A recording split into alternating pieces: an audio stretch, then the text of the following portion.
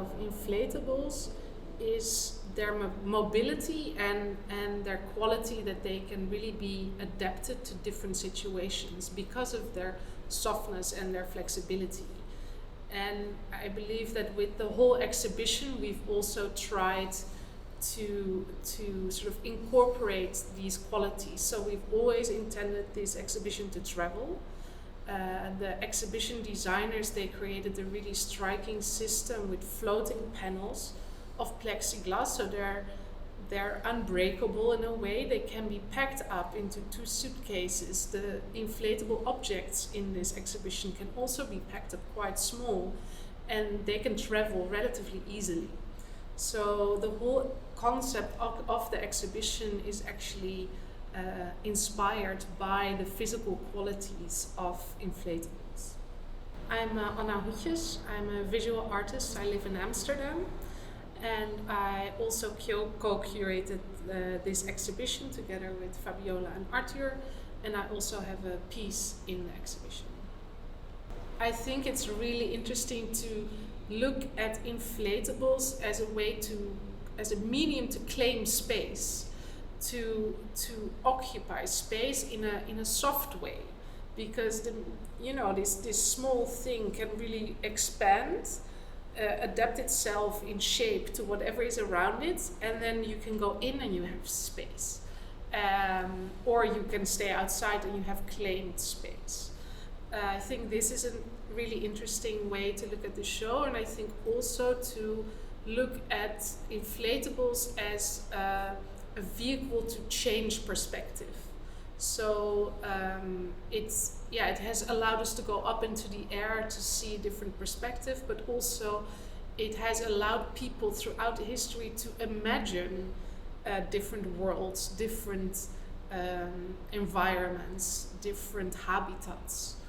And this is something that you will find returning throughout the whole exhibition. This imagination meets technical possibility, dreaming of different social realities, trying to make them happen. Like first it's a dream, and then okay, can we actually make this happen?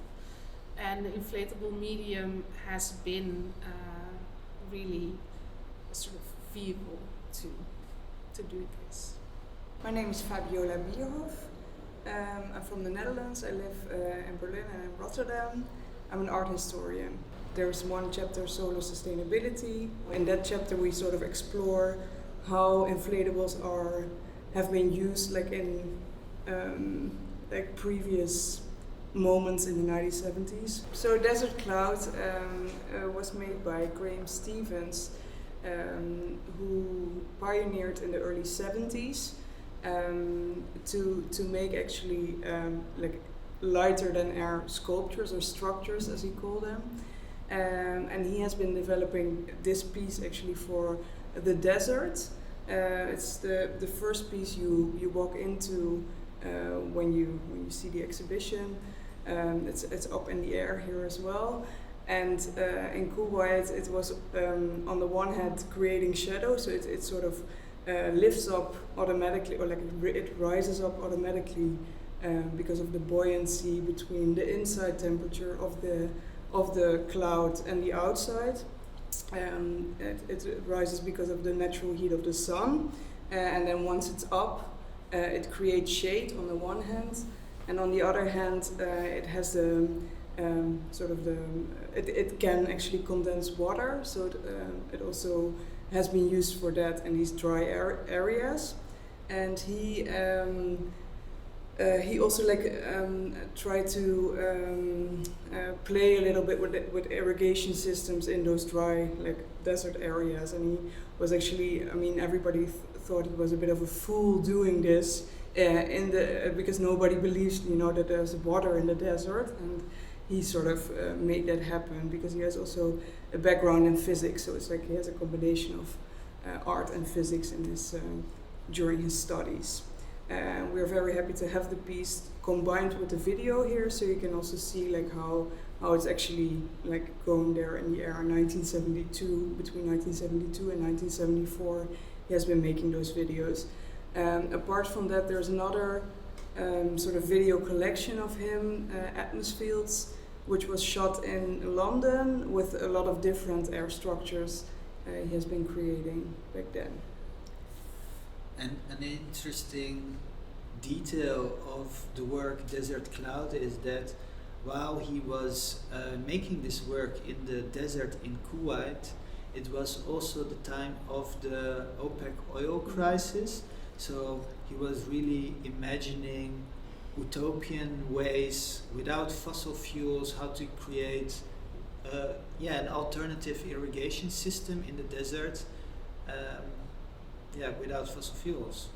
And he was very environmentally conscious and also a pioneer of the environmental movement. Yeah, and also later in his career he sort of abandoned this more artistic part, and he sort of focused only like on the law making, etc., because he really felt that he could make a difference there rather than making these kind of structures. Kind of interesting that his career took a different path quite early already, because he felt that he could make a bigger difference there. I think it's also interesting to see that actually within this inflatable world of architects and artists in the 1960s and 70s, you already see that people are very concerned about climate change and environmental problems, and it seems to be a problem of the last years, but of course people have been warning and sort of screaming about this for a long time, and the artists in these exhibitions are examples of people who have been aware of this from a very early stage in the 1970s.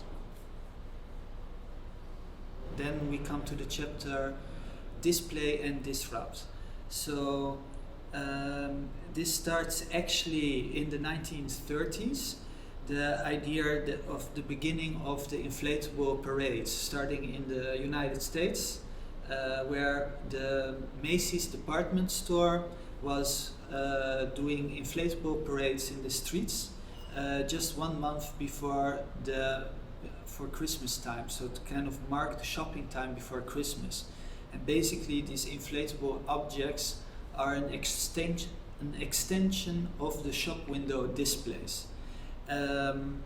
So that's why the title Display. And what we have seen that in the 1930s in the Soviet Union there were also this kind of display parades, but then for the ideology, the Soviet communist ideology. So there it was more educating the public what they need to think. At the time the inflatable technology was very expensive, so it was not reachable for a normal audience to do something like this. But in the 1960s, plastic was widely available in the market, so then artists, architects started to experiment themselves and started to do inflatable experiments and interventions in public space, and also start to disrupt this public space. So hence the title Display and Disrupt. I'm Artúr van Balen, I'm an artist, and since this exhibition I'm also working as a curator. I founded the artist group Tools for Action, who is also represented within this exhibition. One work, a mirror barricade. These are inflatable cubes that have been built by citizens and students of Dortmund. Dortmund is a city in Germany that has a neo-Nazi problem, and that scene was organizing an international neo-Nazi rally, and so with the theater of Dortmund we wanted to do something against it, and we have given workshops to students how to build the mirror barricade, and we have built 110 cubes, making a mirrored wall of 80 meters long, 3 meters high. And then at the day of the protest, people could borrow a barricade kit in which was 6 cubes, a battery and a blower, and then they could decide themselves how they want to position themselves against this neo-Nazi march, meaning that they can use the mirror barricade as a sign, showing the mirror reflecting back the violence, the hatred but also reflecting on what kind of society we want to live in and what is my position within this. Or they can use it as a barricade and to really block off the street. So basically these are inflatable Lego blocks that you can put together with Velcro. And it's also a kind of a reference to the origin of the barricade. The word barricade comes from the French word barrique, meaning barrel. So empty wine barrels were rolled out onto the streets and secured with metal chains, and then they put stones in it to make them heavy. So these are, you could say, contemporary barricades, much more mobile, filled with air and secured with Velcro. But with this, you can create more mobile. Mobile. You are much more mobile within the city, because maybe today we don't need barricades that are so static, but we have to be flexible. Yeah, and then we go to the chapter vertical exploration. So what we see is that when ballooning started, this was actually the first moment that people could explore the sky and really research also the sky. It was also the first moment that people could look down on Earth from above the clouds. So this perspective that is very common for us nowadays, it was radically new for that time. So you have to imagine that this had never been seen before. And it also opened up the idea of an atmosphere around the Earth, and that this atmosphere was finite, that there was an edge, and that this atmosphere could be studied, so the winds and everything, the weather could be studied. And that it sparked the first ideas that maybe we could also leave this atmosphere, so we could go further up.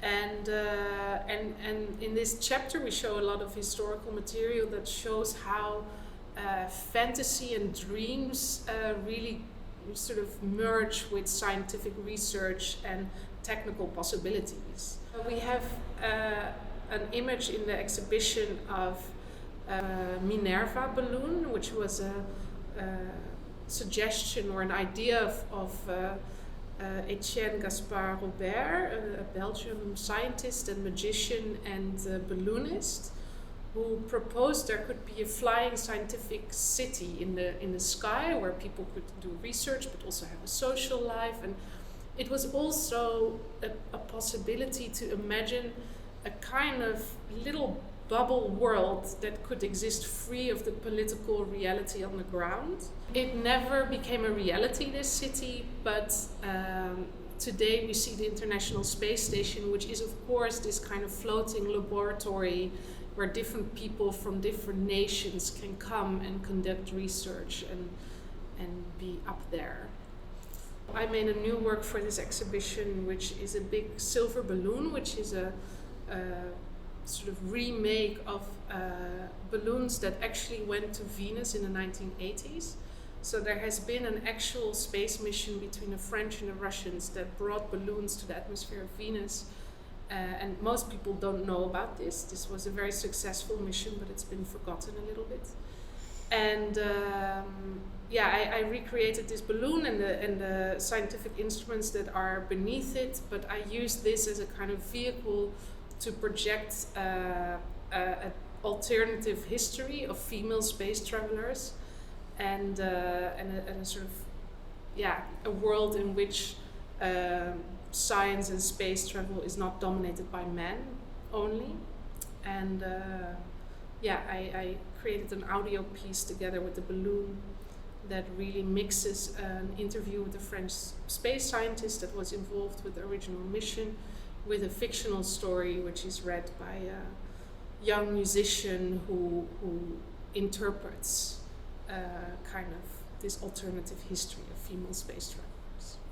We find ourselves now in the room of balloon fever. This is also, I think, like historically more the starting point, could be the starting point of the exhibition, where you see the first balloon ascent from a hot air balloon in the late 18th century in the French court, Versailles.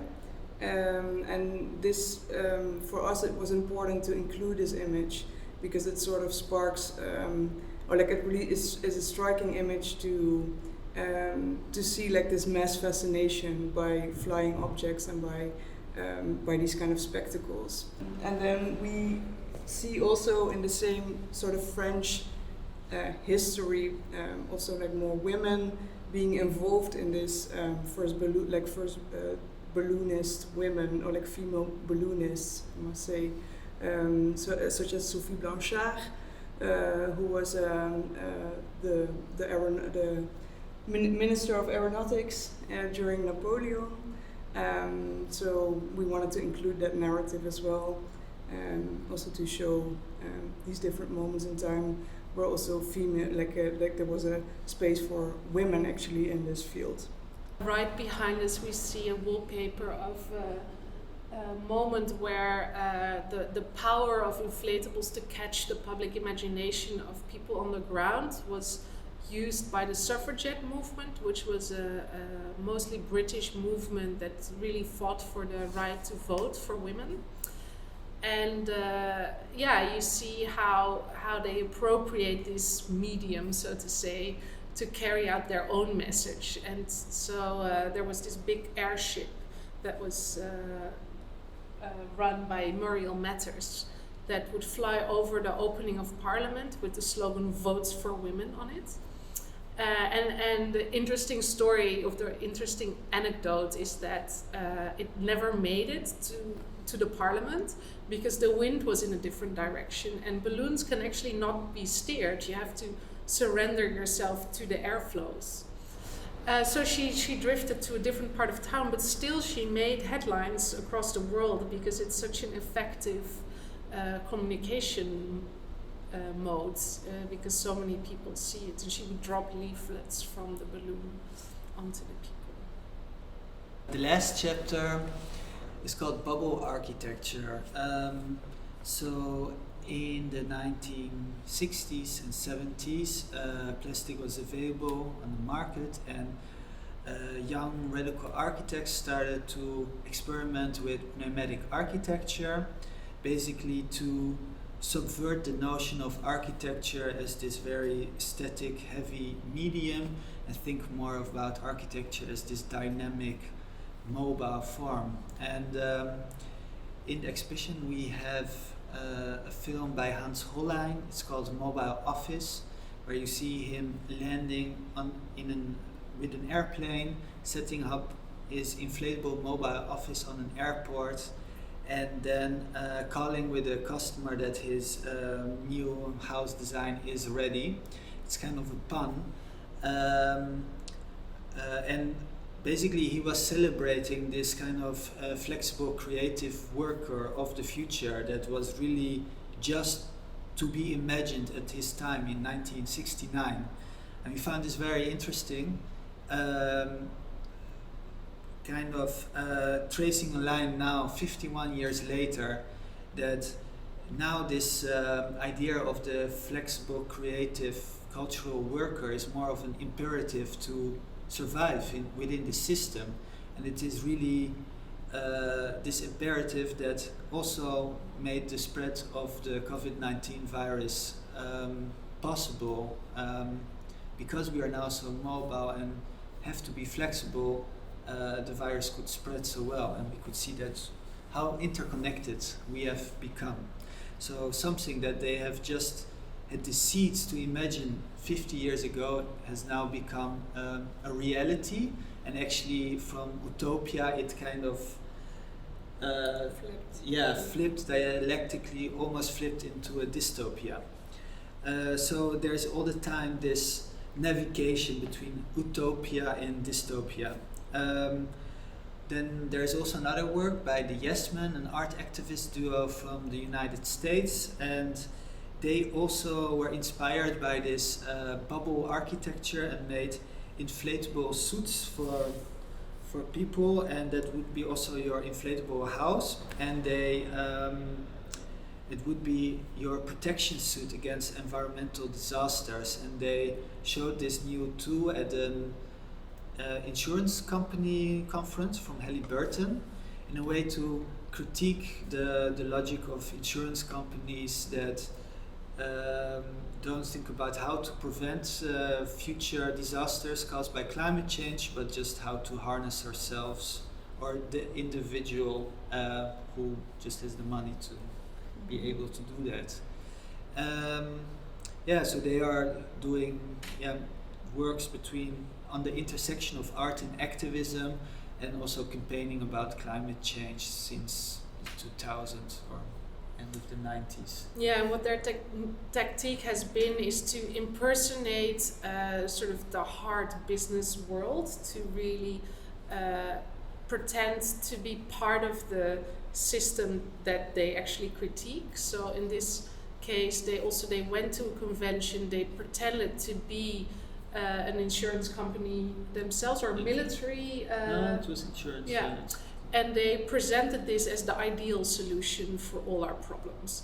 And they also really addressed this to the individuals sitting in a room, like, okay, you can save yourselves and your employees. And it was met with great interest. And this was also in a time that climate change was met with a lot of skepticism. So people who were really worried in 2006 about climate change, they were, climate change, you know. But here you see that people are actually worried about climate change, and they're actually quite interested to save their own asses, so to say. So by showing how interested these people were, they were critiquing those same people, which is an interesting tactic to see. And what we are also seeing is that things that seemed utopian at the time suddenly become a reality. So with COVID-19 situation, patients are really in inflatable bubble suits as a kind of ventilator system just to stay alive. So it seems like now with this social distancing, the inflatable moment is coming back again. Also, there was this concert by the Flaming Lips where people were in inflatable bubbles. What I think we also find quite interesting in making this exhibition here is being able to include also quite a few local examples. For example, upstairs in bubble architecture, you also see that with the kindergarten in Stockholm. That was also made with an inflatable to meet the needs of that period of time. So a really early example of inflatables and feminism within performance art and this sort of 1960s, 70s vibe is from a Korean artist, Jung Kang-ja, and she made a performance where she appeared semi-nude, which was also the first nude appearance in Korea. And her fellow artists stuck these transparent balloons on her, and then they threw themselves at her to punch all the balloons. And like this, she really wanted to kind of destroy this idea of female fragility and female elegance. So, to burst this cliche. And I think what is also interesting, maybe to mention in this context, is the different ways of dealing with public space. We found also in Singapore when we were working there that it was quite restricted, which you see also back in one of the examples of Dawn a picture of her rabbit in public space, which is also quite showing how different the way is there to deal with this public space. And I think like we also see that like throughout the exhibition, looking at like the examples of the 60s where people could actually in Europe were quite playfully dealing with these objects and playing in public space with them, whereas later if this would happen right now, it's always very restricted in a way that we really see this striking difference over during the eras. Yeah, whereas before it could be spontaneous. Now you need to organize all kinds of permits to be able to be in public space. So you could call inflatables also a barometer for the use of public space. And one artist that is really working around this is Franco Mazzucchelli. He's an Italian artist and he has a big inflatable spiral within the patio of the exhibition. And his practice was that 10 years long he did art to abandon. He made big inflatable structures and then he left them at particular places like schoolyards, a poor neighborhood, or in front of the Alfa Romeo car factory. And then he just left them so people can play with it. The objects got destroyed and he just made a documentation of it, and this was his gift.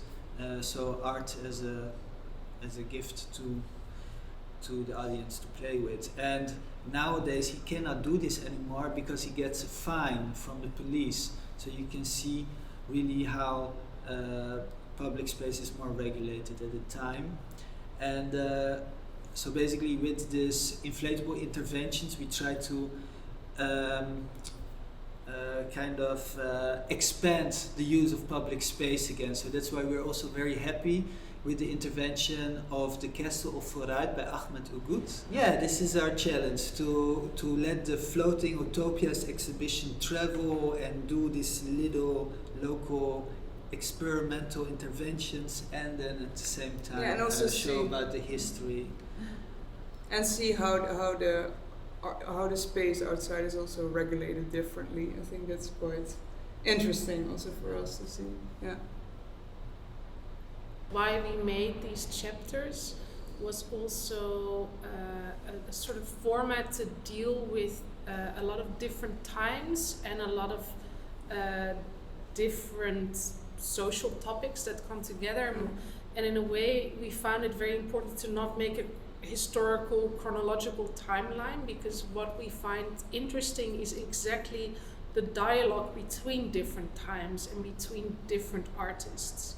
So this is why we decided to thematically group the exhibition, so we could make these connections between different periods in history and show how things have developed and how artists have been inspired by the past, how contemporary artists have been inspired by artists from the 70s and architects, how they in turn have been inspired by the early 1900s or the early 20th century.